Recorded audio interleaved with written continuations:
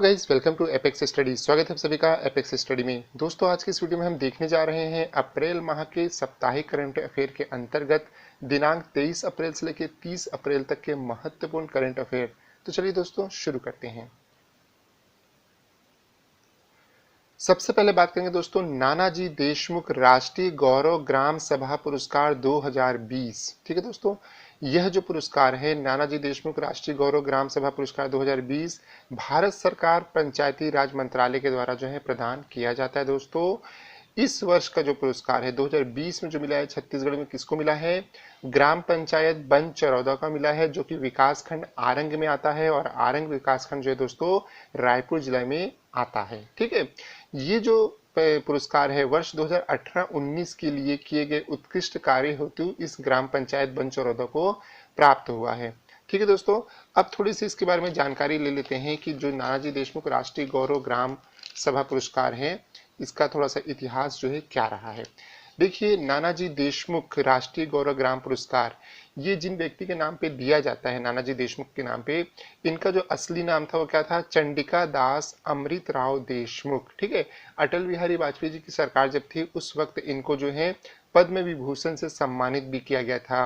किस क्षेत्र में किया गया था? शिक्षा, स्वास्थ्य एवं ग्रामीण स्वावलंबन के क्षेत्र में उत्कृष्ट कार्य करने के लिए नानाजी देशमुख को, जिनको चंडिका दास अमृतराव देशमुख के नाम से भी जानते हैं, को सम्मानित किया गया था पद्म विभूषण से। ठीक है दोस्तों, और इन्हीं के नाम पे जो है प्रत्येक 24 अप्रैल को, जो कि पंचायती राज दिवस के रूप में मनाया जाता है, इस दिन जो है उत्कृष्ट कार्य करने वाले ग्राम पंचायतों को जो है सम्मानित किया जाता है इस पुरस्कार से।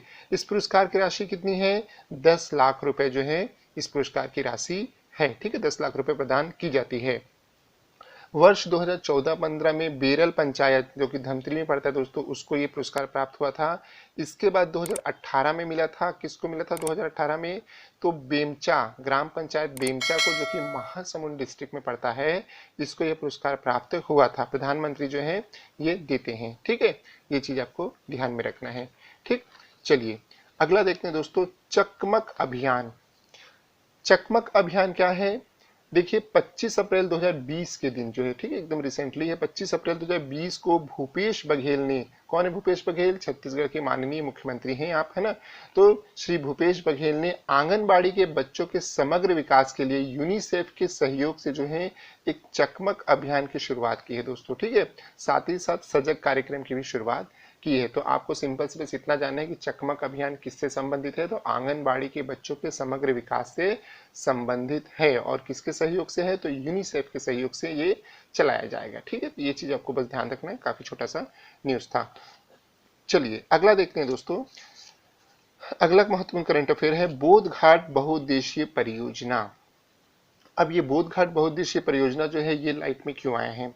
तो देखिए, ये क्या है बोध घाट बहुउद्देशीय परियोजना? अभी जो वर्तमान की सरकार है इसने दिसंबर के समय में क्या किया था? बोध घाट इन बहुउद्देशीय परियोजना को फिर से स्टार्ट कराया। ये जो परियोजना है आज से 37 साल पहले जो है शुरू की गई थी। ठीक है, 36-37 साल पहले। लेकिन आप जानते हैं ये है कहाँ? पहले ये जानिए है कहाँ। बोध घाट बहुउद्देशीय परियोजना जो है दोस्तों इंद्रावती नदी पे है ना। और ये इंद्रावती नदी बारसूर दंतेवाड़ा वाले क्षेत्र में जो है ये बोध घाट बहुउद्देशीय परियोजना का निर्माण करने का प्रस्ताव था। ठीक, कब था? आज से 36-37 साल पहले ये परियोजना बनाया गया था, सर्वे किया गया, काम भी स्टार्ट किया गया। लेकिन आप जानते हैं धुर नक्सल एरिया होने के चलते जो है ये काम अटक गया। अब दिसंबर में फिर से जो वर्तमान की सरकार है, अब जानते हैं कि नक्सलाइट गतिविधियां कम हो गई हैं, तो अब दिसंबर में जो वर्तमान की सरकार है वो सरकार जो है इसको फिर से सर्वे स्टार्ट करवाई है। और सर्वे जो है अब जाके पूरा हो गया है। ठीक है, अब सैद्धांतिक मंजूरी भी इसकी प्राप्त हो गई है। तो आशा है कि अब ये परियोजना जो है तेजी से अपना रूप लेना शुरू कर देगी। ठीक है, अब ये जान लेते हैं कि इसकी सिंचाई क्षमता कितनी है। तो 2.66 लाख हेक्टेयर की सिंचाई क्षमता वाली ये बहुउद्देशीय परियोजना है, जिसपे 500 मेगावाट बिजली का उत्पादन भी प्रस्तावित है। ठीक है, हाइड्रल पावर प्रोजेक्ट है ये। ठीक है, जहाँ पे बिजली बनाते हैं ना उसको ऐसा कहते हैं। तो ये चीज आपको ध्यान में रखना है कि बोध घाट बहुउद्देशीय परियोजना कौन सी नदी पे है, ये ज्यादा महत्वपूर्ण है। इंद्रावती पे है। कहाँ सिचुएटेड है? तो दंतेवाड़ा डिस्ट्रिक्ट में है। ये भी आपको बात पता रहनी चाहिए दोस्तों, काफी महत्वपूर्ण है। ठीक है, चलिए अगला महत्वपूर्ण है दोस्तों मेडिटेशन सेंटर। हाल ही में छत्तीसगढ़ के मुख्यमंत्री जी ने मेडिटेशन सेंटर का उद्घाटन किया है दोस्तों। कहाँ किया है? तो देखिए, मुख्यमंत्री भूपेश बघेल ने लोकल जो टूरिज्म है ना, स्थानीय हमारा टूरिज्म उसको बढ़ावा देने के लिए सप्तऋषि तथा लोमेश ऋषि आश्रम में जो है कुछ कुछ चीजों का उद्घाटन किया। तो क्या क्या चीज किया? यज्ञशाला का किया है, योग एवं मेडिटेशन सेंटर बनाए जाने की साथ ही साथ में घोषणा की है। ठीक है, तो ये चीज आपको ध्यान में रखना कि हाल ही में जो है योग एवं मेडिटेशन सेंटर जो है कहाँ बनाया गया या कहाँ इसकी घोषणा की गई। और ये सब कहाँ है? ये सप्तऋषि आश्रम कहाँ है? राजिम में पड़ता है दोस्तों। ये भी चीज आपको ध्यान में रखना है। चलिए, अगला महत्वपूर्ण करंट अफेयर है हमारे सामने, चीनी टेस्ट किट। अब ये थोड़ा सा अभी न्यूज में चल रहा है। चीनी टेस्ट किट आप सभी जानते हैं कि वर्तमान में जो स्थिति है इसके लिए किट्स जो है मंगाई जा रही है, उस किट के द्वारा जो है चीजों को पता किया जा रहा है। ठीक है, अब ये जो चीनी टेस्ट किट है ये क्यों लाइट में आ गया है कि अभी आपने सुना होगा सूरजपुर में जो स्थिति बन गई है, जस्ट कल की बात है।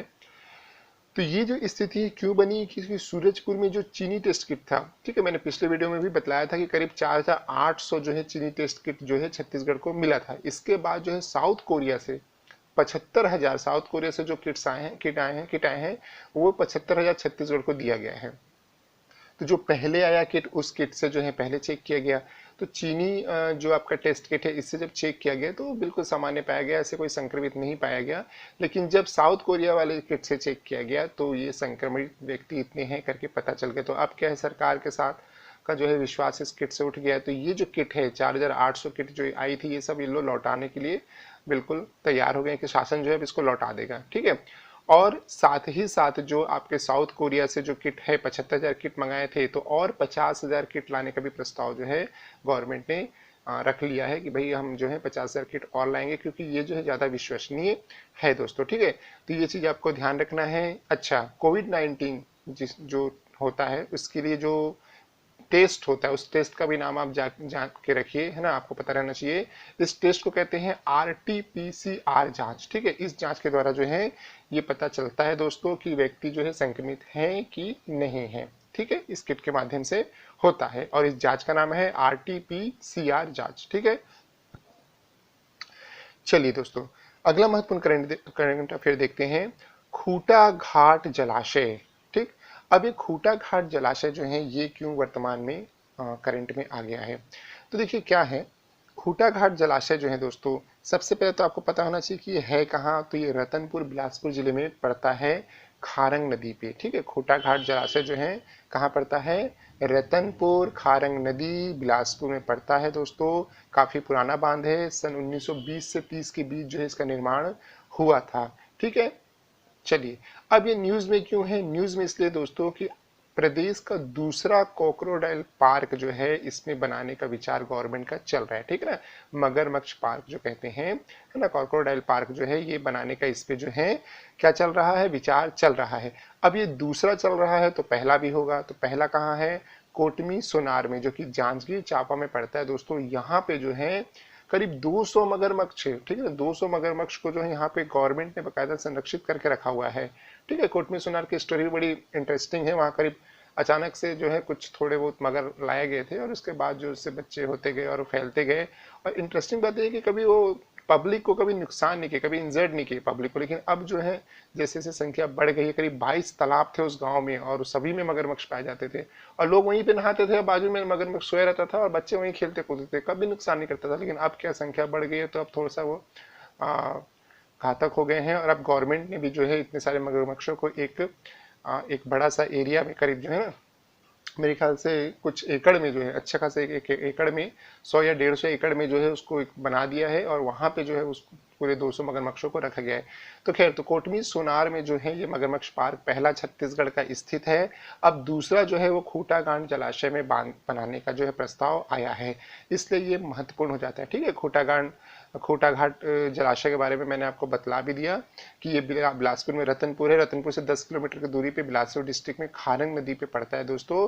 और अरिहन खूटा घाट परियोजना जो इससे संबंधित है, जहाँ 25,000 हेक्टेयर सिंचित क्षेत्र इस क्षेत्र में आता है। ठीक है, तो ये चीज भी आपको ध्यान में रखना है। अच्छा, खूटा घाट क्यों कहते हैं ये भी जान लीजिए, अजीब सा नाम लगता है। खूटा घाट क्यों कहते हैं?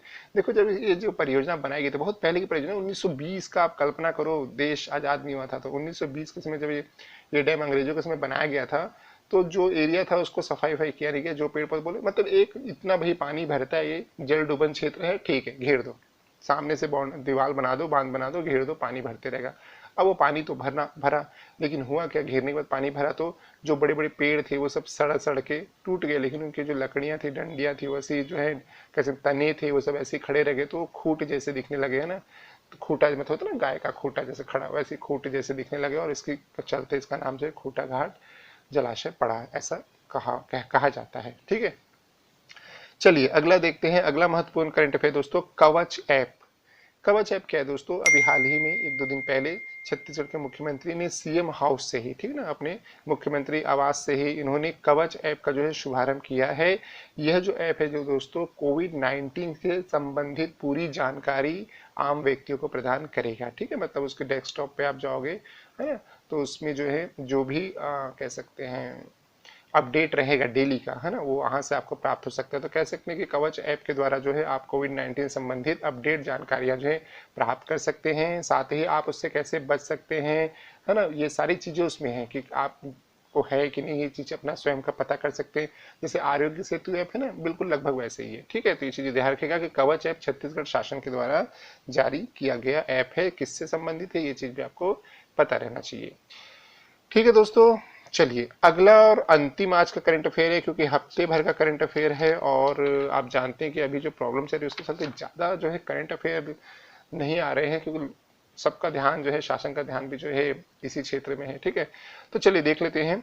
अभी हाल ही में जो है दोस्तों लॉकडाउन चल रहा है, आप सभी जानते हैं, है ना, और लॉकडाउन की स्थिति से सभी परेशान भी हैं, लेकिन काफी अच्छी चीज है दोस्तों, बचने के लिए बहुत ही बेहतरीन चीज है, इससे अच्छा कोई इलाज नहीं है। ठीक है, तो ये अभी आगे और बढ़ेगा, है ना, ऐसा सभी कह रहे हैं। अब देखिए क्या होगा, क्योंकि अभी जो स्थिति बन गई है उसके हिसाब से तो सभी समझ रहे हैं आप।